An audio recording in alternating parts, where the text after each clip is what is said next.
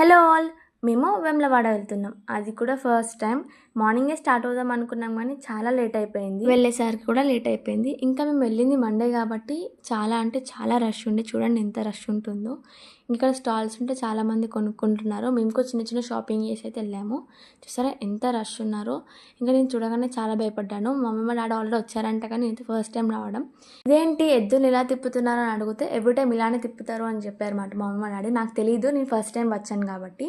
ఇంకా శివుడిని, అమ్మవారిని, సీతారాముల్ని, సుబ్రహ్మణ్య స్వామిని అందరినీ దర్శనం చేసుకుని ఇంకా లడ్డు కొండ దగ్గరికి వెళ్ళి లడ్డు పులిహోర తీసుకొని బయటకు వచ్చాము. ఇంకా కాస్త మనం ముందుకు వెళ్తే ఇక్కడ భీమేశ్వర ఆలయం అని వస్తుంది. ఎవరైనా వెళ్ళని వాళ్ళు ఉంటే పక్కా వెళ్ళండి నెక్స్ట్ టైం వెళ్ళినప్పుడు.